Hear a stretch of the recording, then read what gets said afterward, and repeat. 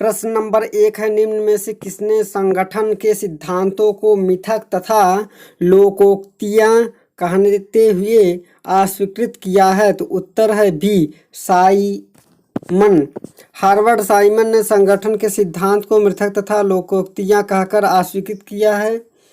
Simon ने अपनी कृत द प्रोवर्ब्स ऑफ एडमिनिस्ट्रेशन में लिखा है कि प्रत्येक सिद्धांत के लिए हमें उतना ही सत्य प्रतीत होने वाले स्वीकार विरोधी सिद्धांत मिल सकते हैं। सिद्धांत में यह संकेत नहीं मिलता कि कौन सा नियम प्रयुक्त किया जाए कि उपयुक्त हो। प्रश्न नंबर 2 है, निम्न में से किसने संगठन के सिद्धांत को मिथ्य तथा लोकोक्तियां कहते हुए अस्वीकृत किया? तो उत्तर है डी, साइमन। प्रश्न नंबर 3 है, निम्नलिखित में से कौन सी क्षमता निर्माण की सिद्ध पद्धति नहीं है? तो उत्तर है डी, यानी लोचशीलता। किसी भी कार्य को निश्चित समयावधि के अंतराल कुशलता से संपन्न करा लेना क्षमता निर्माण का उद्देश्य है। प्रशिक्षण, सुधार और प्रौद्योगिकी किसी कार्य संपन्न करने वाले कर्ता की क्षमता में वृद्धि करते हैं। लोचशीलता संबंध कार्य करने की रणनीति से है। इस रणनीति का अनुप्रयोग करते हुए उद्देश्य की प्राप्ति सरलतम ढंग से किया जा सकता है। प्रश्न नंबर 4 है, निम्नलिखित में से कौन सा सुशासन का संकेत नहीं है? तो उत्तर है डी, यानी नौकरशाही शासन। नौकरशाही प्रशासन सुशासन का संकेत नहीं है। यह दुशासन का संकेत भी नहीं, बल्कि आधुनिक शासन प्रणाली की अनिवार्य विशेषता है। कानून का शासन भ्रष्टाचार की समाप्ति एवं प्रभावी तथा अनुक्रियाशील प्रशासन सुशासन के आधार है। प्रश्न नंबर 5 है, निम्नलिखित में से नागरिक समाज सिविल सोसाइटी की एक महत्वपूर्ण विशेषता क्या है? तो उत्तर है सी, स्वेच्छा। आधुनिक लोकतांत्रिक तरीके से गठित नागरिक समाज की विशेषता स्वेच्छा है। हीगल जैसे सर्वसत्तावादी विचार तथा मार्क्सवादी विचारधारा का समर्थन करने वाले विद्वान नागरिक समाज की विशेषता बाध्यकारिता बताते हैं। ग्रासी ऐसे विचारक हैं जिन्होंने नागरिक समाज को अपने अध्ययन का केंद्र बताया। इन्होंने अपनी प्रसिद्ध रचना the prevision of notes book में आधिपत्य शब्द का प्रयोग किया, परंतु यहाँ पर आधिपत्य का अर्थ है परंपरागत अर्थ में भिन्न है। यहाँ पर आधिपत्य का तात्पर्य सहमति से है।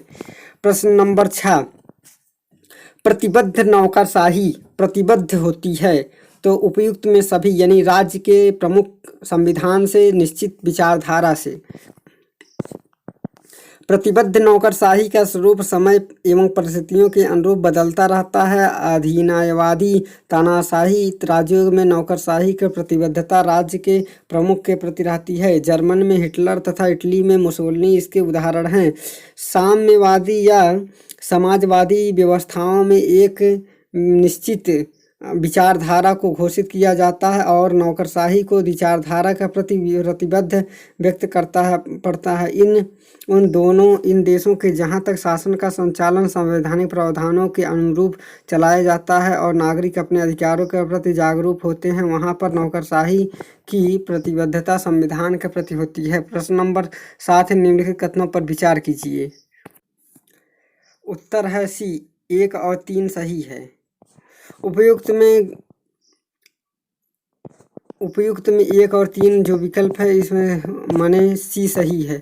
प्रश्न नंबर 8 है, सूत्र एवं स्टाफ सत्ता संबंधों की विशेषता है न कि विभागीय क्रियाकलापों का। यह कथन किसका है? तो यह कथन है कुंज एवं ओ डनेल का है। प्रश्न नंबर 9 है, कौन सी विचारधारा यह प्रतिपादित करती है कि उत्पादन में वृद्धि के लिए व्यक्तिगत पुरस्कार तथा पहल का सहारा लिया जाना चाहिए? तो उत्तर है सी, स्तेफानोवाद से। सोवियत यूनान में तकनीकी और राज्य प्रायोजित पहल को उत्पादन की वृद्धि के लिए आवश्यक माना गया है। विचारधारा ने उत्पादन वृद्धि के व्यक्तिगत पुरस्कार को पहल में आवश्यकता है। प्रश्न नंबर 10, निम्न में से कौन खेल सिद्धांत का समर्थक नहीं है? तो उत्तर सी, हार्टर्ज। जॉन एच हार्टर्ज खेल सिद्धांत के समर्थक नहीं। उन्होंने परंपरागत यथार्थवादी सिद्धांत का समर्थन किया और वर्तमान में हो रहे तकनीकी परिवर्तन का अंतर्राष्ट्रीय व्यवस्था पर पड़ने वाले प्रभाव का मूल्यांकन किया। उन्होंने यथार्थवादी की पुनर्जीवित के लिए जाना जाता है। प्रश्न नंबर 11 कौन सा सिद्धांत नेतृत्व के बहुआयामी तथ्य को प्रकाशित करता है? उत्तर है सी सिचुएशन थियरी। सिचुएशन थियरी नेतृत्व में बहुआयामी तथ्य को प्रकाशित करता है। नेता अपने अनुयायियों की इच्छाओं की पहचानता है और ऐसी विधियों का पालन करता है जो उन्हें संतुष्ट करता है। परिस्थितीय सिद्धांत इस बात पर जोर देता है कि नेतृत्व पर की कोई भी सबसे अच्छी सभी स्थितियों को सार्वभौम रूप से लागू नहीं होता। नेता की स्थिति के अनुरूप अपनी शैली बदलनी पड़ती है। प्रश्न नंबर 12 है अपवाद के सिद्धांत का प्रतिपादन किसने किया? उत्तर है टेलर ने। F.W. टेलर ने अपवाद के सिद्धांत का प्रतिपादन किया। इस सिद्धांत के प्रतिपादक का उद्देश्य यह था कि प्रतिबंध श्रमिकों के कार्यों में अनावश्यक हस्तक्षेप न करे और इन्हीं कार्यों पर ध्यान केंद्रित करे जिसकी प्रकृति संवेदनशील है तथा जो संगठन के संपूर्ण लक्ष्य को व्यापक तौर से प्रभावित करे। प्रश्न नंबर 13 किसने नौकरशाही को अधिनयवाद के रूप का नया रूप की तरह वर्णित किया है? तो उत्तर है डी यानी हेरबार्ट ने। प्रश्न नंबर 14 है निम्न में से कौन सा युग्म सही सुमेलित नहीं है? तो उत्तर है डी यानी public administration in A time of turbulence Frank marine, यह गलत है। प्रश्न नंबर 15 है निम्नलिखित में से कौन सा तथ्य प्रत्यक्ष भर्ती की विशेषता नहीं है? तो उत्तर है बी यह समाज के प्रतियोगिता को प्रेरित नहीं करता है। प्रत्यक्ष भर्ती समाज में प्रतियोगिता को प्रेरित करती है। विज्ञप्ति के माध्यम से खुली भर्ती प्रक्रिया में अच्छे पदों पर चयन के लिए प्रतियोगी प्रेरित होते हैं। योग्यता और निष्पक्षता इस भर्ती प्रक्रिया में मानदंड है। अतः लोकतांत्रिक ढंग से क्षमतावान तथा योग्य लोगों को आकर्षित करना इस प्रक्रिया का उद्देश्य है। प्रश्न नंबर 16 है कूटनीति के बारे में निम्नलिखित में से कौन सा कथन गलत है? तो उत्तर है सी कूटनीति तभी प्रासंगिक होगा जबकि पूर्ण अप्रासंगिक होगा। कूटनीति का प्रयोग वहाँ होता है जहाँ असहमति या गलत फहमी में वास्तविक या संभावित क्षेत्र मौजूद है, पर यह असहमति ऐसी होनी चाहिए कि वार्ताओं द्वारा दूर की जा सके। जिन पर पूर्ण असहमति है कूटनीति के दायरे में से बाहर है। प्रश्न नंबर 17 है निम्नलिखित में से कौन प्रशासन के किस विद्वान को नोबेल पुरस्कार प्राप्त हो चुका है? तो उत्तर है ए हर्बर्ट साइमन को। हर्बर्ट साइमन 1978 में अर्थशास्त्र के क्षेत्र में उल्लेखनीय योगदान के लिए नोबेल पुरस्कार से सम्मानित किया। जबकि वे अर्थशास्त्री नहीं थे, उनका महत्वपूर्ण योगदान प्रबंध विज्ञान के क्षेत्र में था। प्रश्न नंबर 18 है यह किसने लिखा है कि नौकरशाही मंत्रिमंडलीय उत्तराधिकारित्व के लवादे से फलती फूलती है? उत्तर है डी रैमजी म्योर ने। नौकरशाही के बढ़ रही शक्तियों और उत्तरदायी व्यवहार के कारण कतिपय विद्वानों ने आलोचना की है। रैमजी म्योर ने लिखा है कि नौकरशाही मंत्री उत्तरदायित्व की आड़ में फलती फूलती है। उन्होंने नौकरशाही की तुलना अग्नि से की है जो एक सेवक के रूप में तो बहुत उपयोगी सिद्ध होती है, परंतु जब वह स्वामी बन जाती है तो घातक सिद्ध होती है। प्रश्न नंबर 19 प्रदत्त विधायन की व्याख्या से निम्नलिखित में से किसका शक्तियों में वृद्धि हुई है? उत्तर है सी नौकरशाही में। प्रदत्त व्यवस्था में संसद जैसी विधि निर्माण की उच्चतर संस्था नियमों की एक मोटी रूपरेखा का निर्माण करती है तथा कार्य संचालन की दृष्टि ब्यूरोवर वर्णन का अधिकार कार्यपालिका और को सौंप देती है। इसे ही प्रदत्त व्यवस्थापन कहा जाता है। लॉर्ड हेवर्ड ने इसे नवीन निरंकुशता का नाम दिया है। इसमें नियम निर्माण की शक्ति नौकरशाही को प्रदान किया जाता है। इस प्रकार की आधिकारिकता के कारण नौकरशाही की शक्ति में वृद्धि होती है। प्रश्न नंबर 20 है निम्न में से कौन निर्णय निर्माण प्रक्रिया सिद्धांत का समर्थक नहीं है? उत्तर है सी H.J. मॉर्गेंथो। मॉर्गेंथे निर्णय निर्माण प्रक्रिया सिद्धांत के समर्थक नहीं है। उन्हें अंतर्राष्ट्रीय राजनीति में यथार्थवादी सिद्धांत का प्रतिपादक माना जाता है। पॉलिटिकल एमंग नेशन की महत्वपूर्ण कृत है जिसमें उन्होंने राष्ट्रीय शक्ति, राष्ट्रीय हित और राष्ट्रीय सुरक्षा जैसी संकल्पनाओं का विशेष रूप से उल्लेख किया है। प्रश्न नंबर 21 निम्नलिखित में से किस राजनीतिक शास्त्री ने प्रक्रिया की संकल्पना राजनीति शास्त्र में की है? उत्तर है डी वेंटले। आर्थर वेटले ने राजनीति शास्त्र में सर्वप्रथम प्रक्रिया की संकल्पना का उल्लेख अपनी प्रसिद्ध पुस्तक द प्रोसेस ऑफ गवर्नमेंट में किया। उन्होंने किसी व्यवस्था के अंतर्गत विभिन्न समूहों के बीच पारस्परिक अंतरक्रिया को राजनीतिक प्रक्रिया के संचालन का आधार माना है। प्रश्न नंबर 22 प्रभाव दो कर्तव्यों के मध्य एक संबंध है जिसमें एक कर्ता किसी दूसरे कर्ता को वह कार्य करने के लिए उत्प्रेरित करता है जिसे वह अन्यथा निष्पादित नहीं करता। प्रभाव की परिभाषा है तो उत्तर है रॉबर्ट ए डाल की। प्रश्न नंबर 23 है प्रभावकर्ता के मध्य एक संबंध है जिसमें एक कर्ता अन्य कर्ताओं के यह कार्य करने के लिए अभिप्रेरित करता है जिसे उन्होंने अन्यथा निष्पादित नहीं किया। उत्तर है इसका बी यानी रॉबर्ट डाल की। प्रश्न नंबर 24 है प्रोमोशन शब्द लिया गया है प्रोमोवियर्स से यह किस भाषा का है तो उत्तर है यह भी लैटिन भाषा का। प्रोमोवियर्स शब्द लैटिन भाषा के लैटिन में फ्रेंच भाषा में शब्द का लिया तत्पश्चात अंग्रेजी में प्रोमोशन शब्द का प्रयोग हुआ। प्रश्न नंबर 25 है किस देश में की देन है। उत्तर है अमेरिका। केस पद्धति जो है अमेरिका की देन है। केस पद्धति अमेरिका की देन। अमेरिकी प्रशासन में केस पद्धति का विकास 1930 के दशक में विशेष परिस्थितियों में प्रशासक द्वारा निर्णय निर्माण करने के लिए हुआ। केस पद्धति निर्णय निर्माण करने वाले प्रशासक के निर्णायन व्यवहार तथा उसके प्रभावित करने वाले विभिन्न कारकों व्यक्तित्व विधियाँ तथा संस्थाओं पर विशेष बल देता है। सर्वप्रथम वर्तमान समय में यह पद्धति लोक प्रशासन के अध्ययन और अध्यापन का स्थायी साधन बन गया है। प्रश्न नंबर 26 है इसका उत्तर है डी यानी कि पहला का मिलान इसमें किया गया है। शास्त्रीय उपागम यह है हेनरी फ्योल का। वैज्ञानिक प्रबंध उपागम जो है वो फ्रेडरिक टेलर का है और मानवीय संबंध उपागम जो है वो एल्डन मेयो का है और व्यवहारिक उपागम जो है हार्वर्ड साइमन का है। तो शास्त्रीय उपागम जो है हेनरी फ्योल का है, वैज्ञानिक प्रबंध उपागम फ्रेडरिक टेलर का है, मानवीय संबंध उपागम जो है एल्टन मेयो का है, व्यवहारवादी उपागम हार्वर्ड साइमन का है। प्रश्न नंबर 27 है पोस्ट कर्व की अवधारणा दी गई है तो उत्तर लूथर गुलिक की। लोक प्रशासन की प्रक्रियाओं का अध्ययन है। लोक प्रशासन के कार्य क्षेत्र के संबंध में लूथर गुलिक ने जिस मत को प्रतिपादित किया उसे पोस्टकोर्वा कहा जाता है। पोस्टकोर्वा शब्द अंग्रेजी के 7 शब्दों के प्रथम अक्षरों से मिलकर बनाया गया है जो इस प्रकार है प्लानिंग योजना बनाना और संगठन,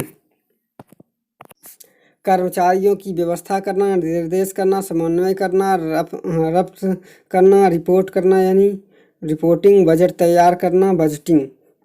प्रश्न नंबर 28 है इनमें से किसने पोस्टकोर्वा का सिद्धांत दिया है तो उत्तर है इसका बी यानी लूथर गुलिक ने। प्रश्न नंबर 29 है किसने मुख्य प्रशासक के कार्यों को पोस्टकोर्वा के अंतर्गत सम्मिलित किया है तो उत्तर है सी यानी गुलिक। प्रश्न नंबर 30 है पोस्टकोर्वा शब्द लोक प्रशासन के शब्द से जुड़ा है तो यह है ए क्षेत्र से। प्रश्न नंबर 31 है लूथर गुलिक ने संगठन के सिद्धांत पोस्टकोर्वा शब्द से अभिप्राय है को सीओ का है तो सीओ का मतलब है कोऑर्डिनेशन से है। प्रश्न नंबर 32 है पोस्टकोर्वा दृष्टिकोण से आलोचना निम्न से किसने की है तो उत्तर है बी लेविस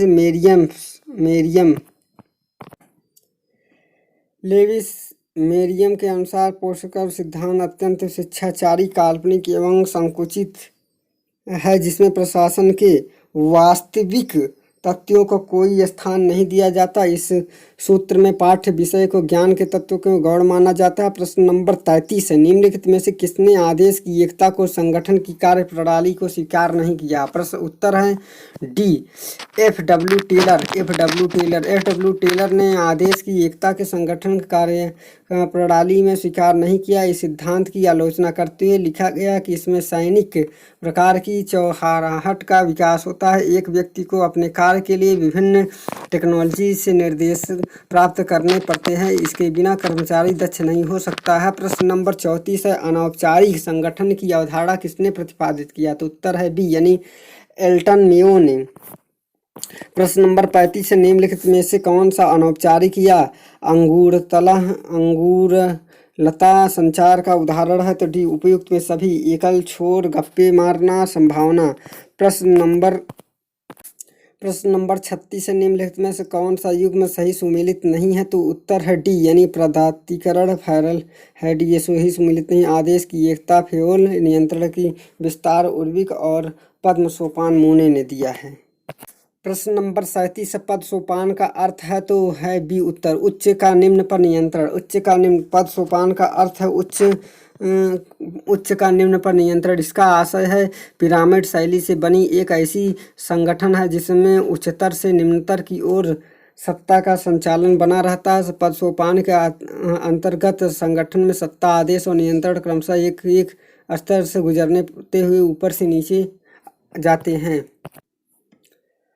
प्रश्न नंबर 38 है, निम्नलिखित में से कौन पद सोपान को मौलिक विशेषताओं में से एक विशेषता नहीं था? तो उत्तर है वे निर्देश की बहुलता।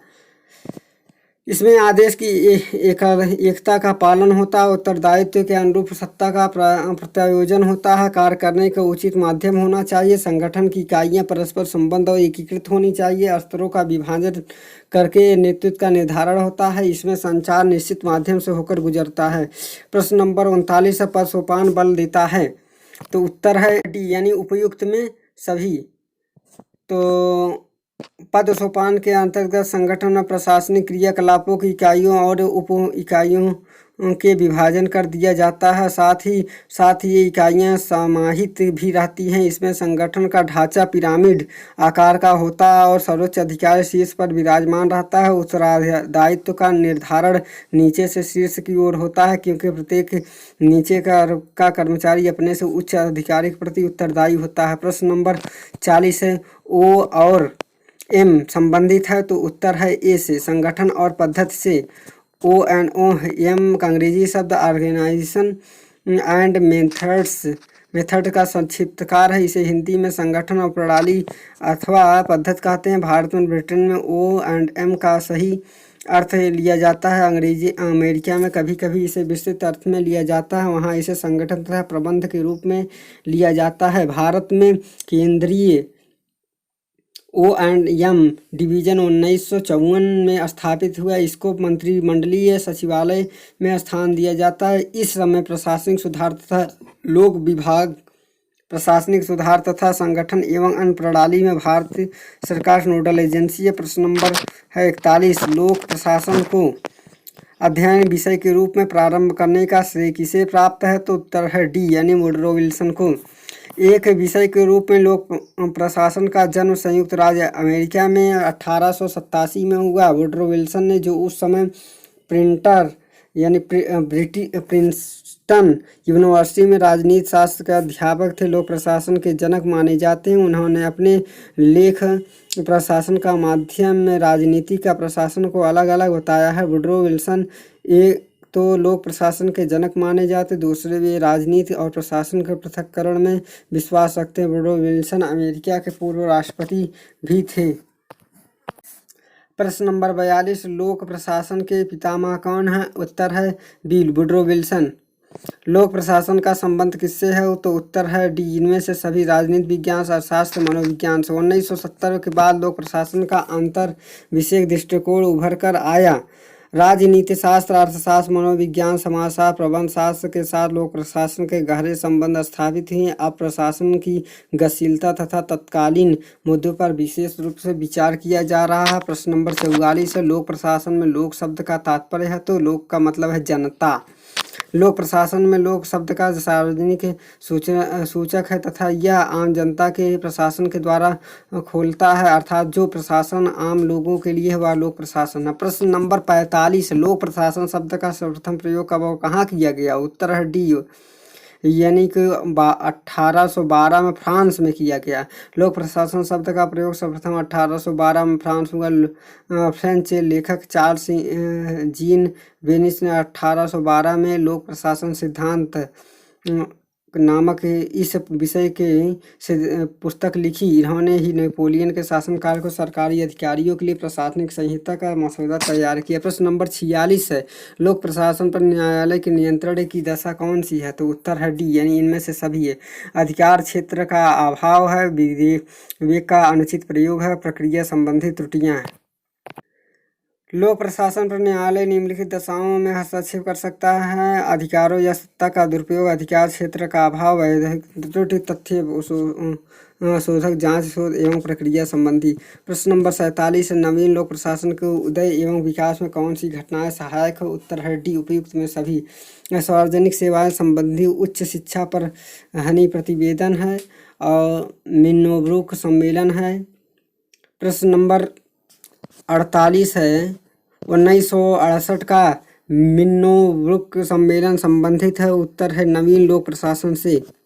प्रश्न नंबर 49, मिन्नोब्रुक सम्मेलन 1968 में लोक प्रशासन में कौन से 4 मुख्य मुद्दों पर बहस की गई? तो उत्तर है डी, प्रासंगिकता, मूल्य, समता और परिवर्तन। प्रश्न नंबर 50 है, नवीन लोक प्रशासन मुख्यतः संबद्ध है। उत्तर है लोक प्रशासन के मानवीय अभियुक्त से।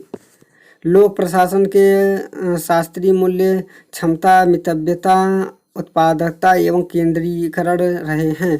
प्रश्न नंबर 51, निम्नलिखित में से कौन सी एक विशेषता नव लोक प्रबंधन की नहीं है? तो उत्तर है सी, राजनीतिकरण। प्रश्न नंबर 52 है, कौन सा कथन विकेंद्रीकरण के गुणों के बारे में सत्य नहीं है? तो उत्तर है सी, यानी यह कार्यपालिका के दूसरी पंक्ति के विकास के लिए उपयुक्त है। प्रश्न नंबर 53 है, निम्नलिखित में से कौन सा दृष्टिकोण केंद्रीकरण को अपने आप में एक उद्देश्य मानता है? तो उत्तर है ए, मतवादी या सिद्धांतवादी दृष्टिकोण। प्रश्न नंबर 54, निम्नलिखित में से किसने नियंत्रण के क्षेत्र में प्रभावित नहीं किया? तो उत्तर है डी, यानी सभी संगठनों के उच्च नियंत्रण के क्षेत्र में बढ़ती हुई संख्या। प्रश्न नंबर 55 है, नेतृत्व के 7 लक्ष्य सिद्धांत के निम्नलिखित में कौन सा समर्थक है? तो उत्तर है डी, 1 और 2 यानी इवाइंस है और हाउस दोनों है। प्रश्न नंबर 56 है, अभिप्रेरणा के पुरस्कार सिद्धांत है। उत्तर है बी, यानी FW टेलर। मनोबल एक व्यक्ति अथवा एक समूह की अंतर्निहित संपत्ति, यह कथन किसका है? FW वाइट का। प्रश्न नंबर 58, स्टाफ एजेंसी का सही कार्य निम्नलिखित में से कौन सा? तो डी, मुख्य कार्यपालिका को परामर्श देना। प्रश्न नंबर 59 है, संरचनात्मक कार्यात्मक उपागम का आधार है। तो उत्तर है ए, आगत इनपुट एवं निर्गत आउटपुट कार्यों के विश्लेषणात्मक पद्धति। प्रश्न नंबर 60 है, निम्नलिखित में से कौन सा कथन हीगल के नौकरशाही संबंधी विचारों का प्रतिपादित नहीं करता? तो उत्तर है डी, हीगल आनुवांशिक नौकरशाही का समर्थन करते हैं। प्रश्न नंबर 61 है, भारत जैसे विकासशील समाज में लोक प्रशासन की प्रत्यक्ष भूमिका निम्नलिखित में से कौन सी है? तो उत्तर है बी, विधि और व्यवस्था। प्रश्न नंबर 62, भारत में Indian institute of public administration शब्द की स्थापना हुई। तो उत्तर है एपल्याबी रिपोर्ट।